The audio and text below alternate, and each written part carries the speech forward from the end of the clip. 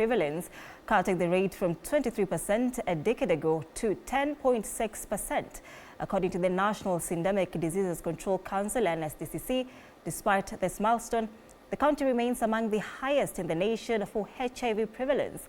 However, for persons with disabilities, particularly the deaf, the fight against the epidemic is compounded by significant communication barriers when accessing healthcare services. Brian Odhiambo has more.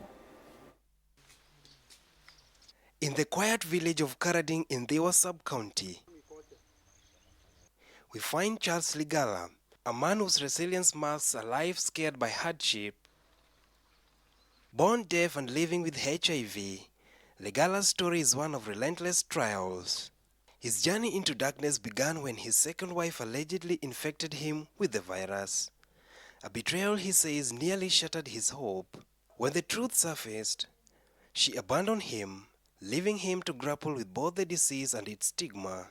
I got married to my first wife, and she was just okay. She passed on. Later on, I got married to second wife. She was HIV positive, and I got HIV from her. When I went to a hospital, I was diagnosed with HIV. It was viral load was around 400,000. I was very weak. I was almost dying. I was even surprised. I was advised to take drugs to protect me.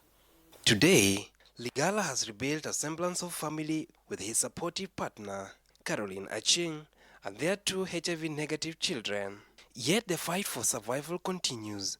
The couple faces systematic discrimination, the plea for medical care often dismissed by healthcare workers who fail to communicate in the right way. We got tested. My wife was negative, and I was positive. So we were advised, we were counseled on how we can live, stay healthy together. But you see, it was through writing, and I didn't understand much because of the communication barrier. So the government are not helping us in that area of communication. This is not just their battle, it is the plight of the entire deaf community in the region.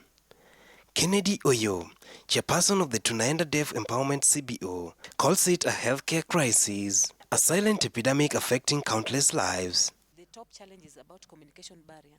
If maybe the communication barrier challenge can be solved, how can we solve this issue of communication barrier is through employing sign language interpreters so that the deaf community can access information, maybe how to use the drugs.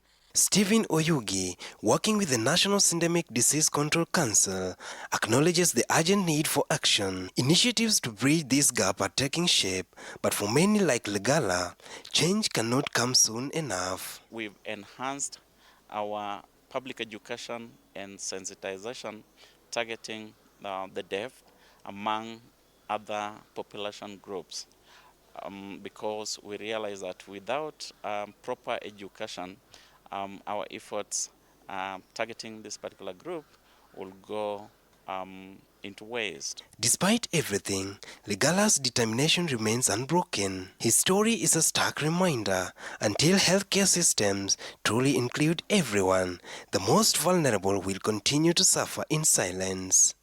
Brian Odhiambo, TV 47, Homa Bay.